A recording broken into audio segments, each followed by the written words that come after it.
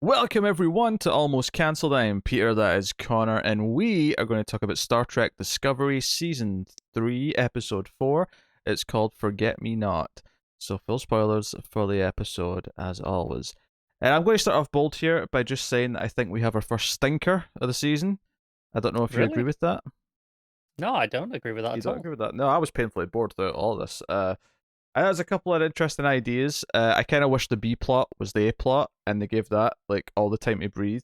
The B plot being, of course, the crew being all Mm. kind of miserable because of where they are, and they're all kind of feeling depressed because they're in this future with no family alive. The opening of the episode is even kind of about that. You know, it's Culber going around, so we get the medical report rather than the usual captain's log, Yeah. and he's talking about how everyone's kind of stressed and not admitting how they feel. And I like the concept of that, and the concept of by the end of it, kind of everyone accepting that they're not okay, and that's therefore they're on a path to recovery, as opposed to pretending they're all fine and all this tension is just bubbling. Ultimately, because it doesn't get a whole lot of time, I kind of felt like the everyone getting mad at the dinner scene that Saru tries to give everyone to cheer everyone up, kind of felt a little Mm. bit, I don't know, just kind of easy TV writing. Like, oh, they all get mad and then they figure out the Yeah, things. I don't disagree with this. I'm not sure it necessarily needed more time in this episode. I just think it needed to have actually kind of been introduced a little bit more solidly last episode, maybe, and kind of just and Oh, boiled sure. up at this point, I rather than needing more time devoted to it in one episode. I think saying needing more time, I think you're taking me to a little literal there. I think I'm saying I wish it had more time because I would rather have spent the rest of the episode on that than the A plot because I hated the A plot. Well, no, I get that's why you said that, but I wanted to clarify. I agree Yeah. that it needs more time, but I don't necessarily want time taking away from the A plot because I don't think I feel the same way I you do. the A plot for me was a combination of two things. It was episodes of Star Trek that I do not enjoy that much, which is hey, the culture that's on a planet and whatever. And then it's the do you know what it made me think of? It made me think of like every episode of every TV show where this would probably be like a dodgy, problematic episode if it just didn't happen to be an alien race, right? If you know, I can see how this fits into like weird cultural thing where like, oh, this culture has caves where they believe this thing is, and I know it's not doing that one for one, but it was giving me so many vibes of that, and I never liked those episodes. Not just because they're often problematic, and I'm not saying this episode is problematic. I'm saying that a lot of the things I don't like about those episodes was still kind of creeping into this. Um, and then the whole get into the birthing puddle matrix thing and looking into the past lives of the symbiote.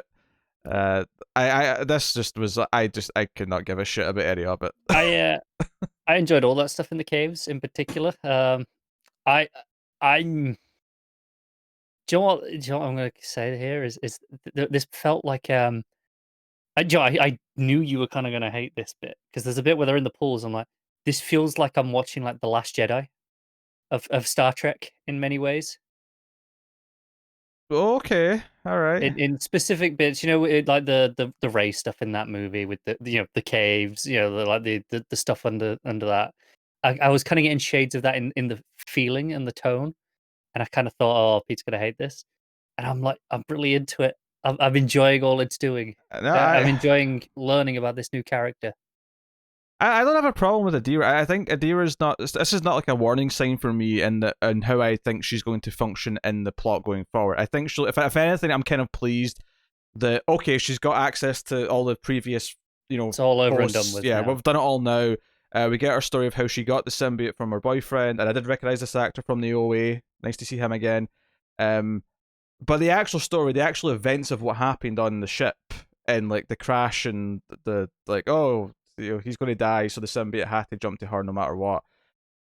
I mean, I was like, this just doesn't feel that interesting. Report, like, I feel like you could have done something more here to jazz it up or make it feel more. I don't know. I was thoroughly unengaged. Like every scene where like her and Michael were standing and it's all these like threads and she's like the threads are trying to connect to you. This is like the connections to the memories. I'm like, I don't know. I feel like I've seen so many things at this point. It's tried to visualize in one way or another, kind of the I don't know, the internal thing of like how this is Sure. connecting to her, and I found it kind of I tedious. think what I appreciate about this is the the weird abstractness of the reality of it, in the sense that, it's because usually you've kind of seen, like, this style of thing, don't like, I agree, where it's this, metaphorical representation, but they seem to physically be somewhere else. Like, because when Adira vanishes, she's not in the pool anymore when Michael Mm. goes in. They're like, and then there's a scene of like Michael going, like, falling through space I almost. I'm think like, I'm into this. I think the problem is that technically you're right. Technically, there's reasons for certain ways that this is appearing to me on screen. There's reasons why they're showing it in this manner. The problem is that it never quite shakes the feeling of just feeling like every other time I've seen something. Like, even if there's technically reasons for some of it here, it still doesn't shake off just the. This just feels like every other time I've seen this kind of thing. Uh, I get that. Regardless of whether or not there's technically an actual reason this time, it doesn't really matter. So everything, like, just the oh, you have to go in the pool after to like connect with her. It's going to be difficult. You have to bring her back out, and Michael's like, all right, I'm taking off my top and I'm jumping in, and like, I don't know, I just all of that was really tedious to me. I was kind of just ready for it to be done. Okay, so. And it, because the whole thing when they first arrive is that the Trill aren't really happy. Wait, you've bond. This is symbiote's bonded with a human. It's supposed to bond with us. We're upset about this, and there's kind of a like one guy who's like, we're ready to dissect her to get the symbiote back because we don't. This is blasphemy that it's connected with you, and all that stuff. I just kind of felt like, okay, all right, whatever. Like, it's felt very surface level to me. So I was just glad this was done. The interesting ideas that I kind of like from this episode, that kind of we kept saying this in season 2, but it's kind of, I think, again, it's still kind of relevant in season 3. Is that the the computer, the sphere that they've brought forward into the future here, has essentially become kind of a, I don't know if I want to say sentient like AI on the ship, but the idea that it's it that gives Saru the ideas and then eventually picks the old movie to watch. Yeah, it's feeling like it's getting closer and closer to the that short trek, that one that was set like Yeah, in the that's what I future. was. Yeah, that's what I was talking about. Is we kept bringing that up last season and how it was going to tie in, and it feels like thematically we're getting closer. Because when Saru says, "I think that it wants to protect us now, because now we're its keepers, we are its It's home." kind of returning the favor Yeah. because they protected it. So I think that's an interesting idea. The actual like disputes that come up during this with Tilly and Stamets, I just kind of because like he gets mad at her, tells her to shut up about her stupid idea with dark matter, and then by the end he's like, "Oh, I'm sorry, you're actually quite essential around here. What's this idea of the dark matter? Go on, tell me." It feels like it's just he feels one way, he's a bit of a It dick, is. and then he flips and he's like, "Okay, never mind, I was a dick." It is literal just conflict and resolution boiled Yes. down to its basic elements. Eh, Like I say, this is why I feel like it needed more time over a couple of episodes to get to this point to feel like this was deserved. yeah. Although I did get a kick out of I don't know if it was maybe it was Culber. It was someone early on asked Stamets how he's feeling, and I think Tilly just hits out with, "Well, other than being stabbed and put in a coma, he's fine." Yeah. But that was it. I didn't have a lot of like highlight like lines or moments in this one No, as I have done the last few. Giorgio on the in the dinner scene was delightful as ever. Oh yeah, she was all right. Yeah, Yeah. I can't argue with that too much. Her at the end being like, "Well, at least the wine was good," and then walking off with the whole bottle. Yeah, it's just chaotic element. It's one of those things where I was kind of appreciating that again. More of the bridge crew were getting time, like in this scene where they were doing haikus or whatever. Even if I don't think the scene like had enough or it felt a bit too one note for me to really like get into it. So whenever it did cut back to we're in the birthing pool matrix thing of the Trill. it's Yeah. I think conceptually I just was so the episode just didn't draw me into it or made me care about anything that was going on, and it felt kind of tropey and cliched. So every time it cut back to that plot, I was just like, I was more grumpy every time it did. Like every time it went back, I was just a little bit more annoyed, and I just thought, okay, you know what? I'm ready for this episode to be done. I'm ready to move on to whatever episode 5 is because I'm not enjoying this. Okay. I mean, I feel like really weird here because I like the episode well enough. I'm not like here going, "Oh, it's the best episode of the season." It's probably still my least favorite of the season. Oh, it's It's easily obviously it's easily for me well, because like it's the way I right, like. right. But Yeah. like, I mean, I still agree that it's not. It's not like "Oh, this is amazing stuff." Like, "Oh, this is really good." Like, it's solid. I enjoyed it. I didn't have the same problems with it that you did. I think, and but I don't really want to defend it that hard either. It's not like I'm in love with it. Mm-hmm. Because one of the things that I don't know if it was clear from last episode that comes up early on in this one, although it seems to be rectified by the end, is that Adira doesn't actually remember her own life before the Trill connection, the symbiote. I think she. I got the impression she remembered earlier parts of it. Maybe. I don't know. Maybe she didn't remember anything at all. Because she doesn't remember her boyfriend at all. Like No. that whole part of her life seems to be gone. So, and part Which part I of mean, why she I'm assuming that's the whole point, right? Is it's the repressing the memory because it's that's the painful element. possibly, but it's the whole part of that or her life is just gone there, and that's why she kind of wants to go. That's because at the start of the episode they're like, well, we'll go if you want to go and the captain allows it, we'll go to Trill and we'll try and solve it that way, because ultimately Culber's he's like, yeah, I could dissect you and start poking around in there, but ultimately I can't really do anything that's safe. Mm. And that's kind of what drives her to make the choices. Like she wants to know who she is. She wants these not just access to the Trill, like the line of memories as it's supposed to work with the symbiote. Because it is worth mentioning, we've not really encountered the Trill before. I found out since last week. Yeah, like there's a Trill kind of like character or plot in one of the other shows that we'll get to. But for us, this is the first time we've really encountered the Trill, and it does seem to be that the Trill symbiote. It's not like a negative, because I think we think symbiote. Probably the main thing we think of is Spider-Man. We think of Venom. Is the first thing. Speak for yourself. What do you think of? I mean, I don't have a specific thing there jump to. I just there are so many countless examples of real symbiotic relationships in just on Earth of things that coexist I'm like talking this. That about fictional things. Like no, right, but because of that, like my mind doesn't immediately jump to bad because there are so many good examples of it in nature that to me it isn't inherently a bad okay. thing. The point I'm trying to make though is that we find out here that this is not a negative relationship. This is something where the host isn't like being taken over. It's not like this bad thing. It's Right. this two-way street where they're actually quite happy to be the host and there's a nice like bond between them. Which what one could argue is the definition of symbiosis. Yes, I suppose, in many a way. But also it even talks about how it's wrapped around her heart, and my first thought is the chest burster. I'm thinking of Alien. I'm thinking of like it's about to burst out her chest. I think I will let you off that one in the sense that they are also worried about that, and I think she has to say, "No, it's protecting me. It's Yes. acting like an extra rib cage." Essentially, it's kind of I what it's guess what doing I'm there. saying is when an alien species bonds with you, every single movie and story I've ever seen has told me that this is bad and they're going to die horribly, okay? Every single time.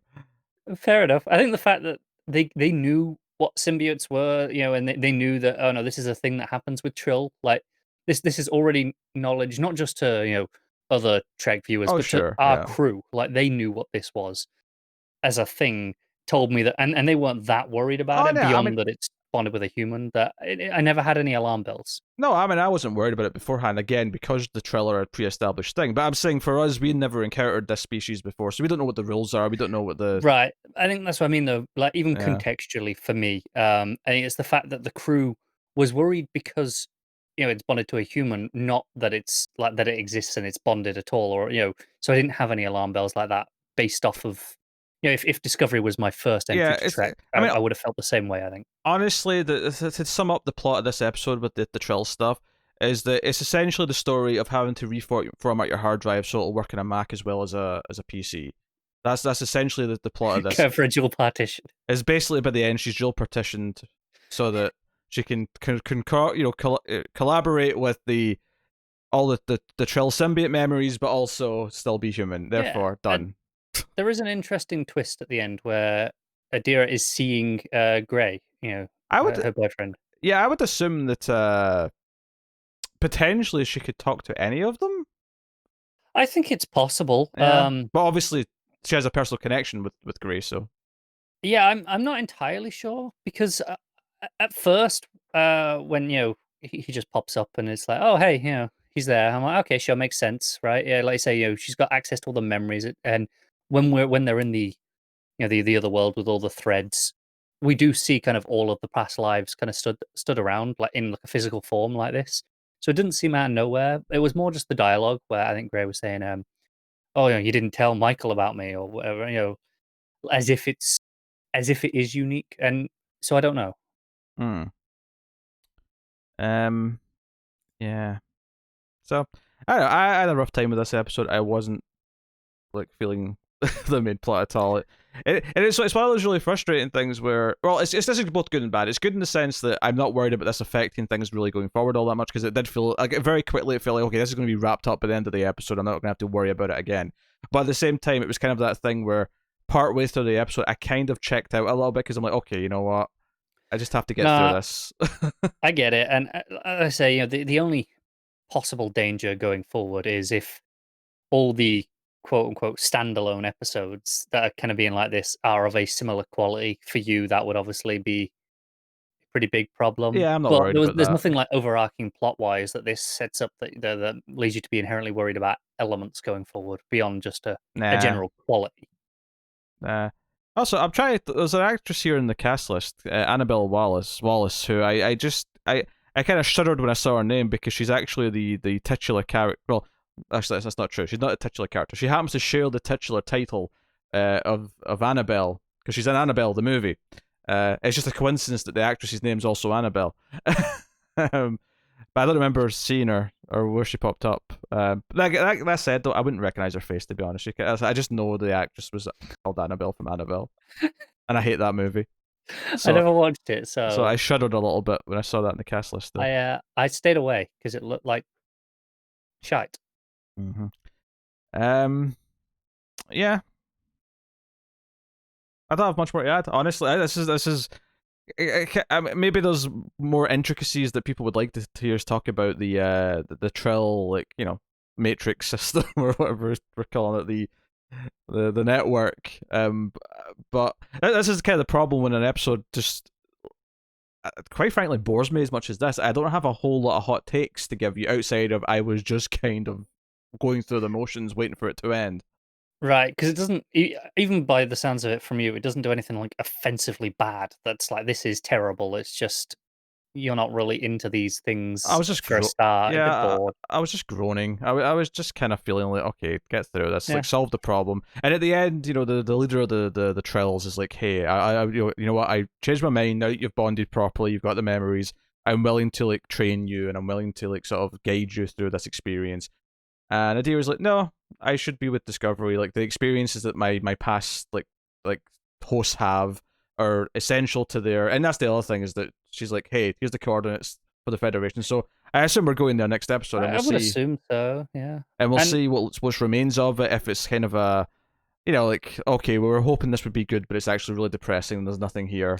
that's probably the case, or maybe there'll be something there, but it won't be good. Yeah. Um, the Trill leader also kind of acknowledged that maybe they'll be open to rejoining the Federation, in the Hmm. future. I've got Again, we're kinda stacking up these allies. I've got a funny feeling that there's going to be a thing probably at the end of the penultimate episode where everyone who said they might join the Federation again, or is a possibility of joining the Federation, are all going to show up as allies. Like, no, we are the Federation now. All Can I 12 of to us. compare this to Star Wars yet again? This episode. Uh huh. Uh, did you watch Rise of Skywalker? I don't know if you ever That did. was that was on the review. I can't remember. I tore it to shreds. If anything, I was gleeful in that review because you had to agree with it. It was shit. Oh It was yes, yeah. glorious. Okay. Tells you how much I really didn't care for the movie when I literally completely forgot most of that conversation with you.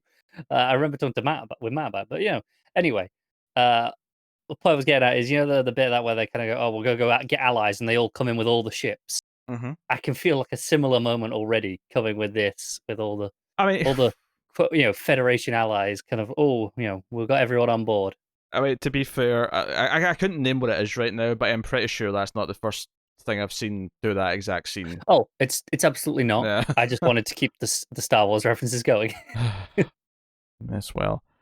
They have all the allies show up. Hell, if probably the first thing that makes me think of is one of the Mass Effects. I'm sure one of the Mass Effects. I think is at the end of 3 where all the allies show up to help with the That big sounds final fight likely, at yeah. Earth. Yeah, there's definitely a similar idea. Like I say, this is not a new concept. It has Common been trope. around long before Star Wars did it. Literally only did it to bring up Star Wars again, just to annoy you a little bit, to be honest with you. I get it. You're butthurt. You can't talk about Mandalorian season 2, but I'm not watching it. So, uh, that is episode 4 of season 3. I do think it's by far the weakest one. Some of that is personal taste, but even if I wasn't as annoyed by the concepts in this, I still think it's objectively the lowest quality one of the 4. I agree. It's the one that has the most rushed elements with the B plot at least, and it's just I think inherently the least exciting episode we've had out of the 4 so far. I don't think. I think Adira is a fine character so far. I don't think I care about her enough yet for. Or it's not even so much a critique of the character. I think it's a critique of this episode that this episode should be the episode that gives her the story that makes me really connect with her and makes me really care about who she is. I don't think it achieves that. I don't dislike her at the end. It's not like it's had a negative impact, but it's not done the job that I I'll think grab you, yeah. this is supposed to do. Where it's supposed to be like, hey, now you care. Now she's a primary part of the crew. But hey. I do like how she interacts with people, like though. Still, I think that's Oh yeah, that's a very important element. And obviously, we started with was it Stamets last time. I think we had quite a bit with, and then obviously Michael in this one. That it's feeling like there are connections being forged. That even if you don't care about her as a character that much, just she has good interactions in the scenes, and that's kind of a good start. Yeah. All right, there you go. That's episode 4 Discovery. So let us know what you thought of this one in the comments. Please do like and subscribe. Liking is super important on YouTube. It is the easy and free way to support everything we do and keep all the content coming. So you can do that. But you can also support us financially over at patreon.com/MailFuzzTV. And it is worth mentioning that $1 on Patreon per month is more than we would make from you watching every ad at the start of every video that we put out in a month. So please do and go and support us over there if you can and get some bonuses for your trouble. Otherwise, though, you can, of course, catch us on Twitter at mailed_fuzz for channel updates. Our individual Twitters are there on the screen. But otherwise, that is it. So thank you once again for watching or listening. We always appreciate it. Keep watching TV. Have you got any vanilla?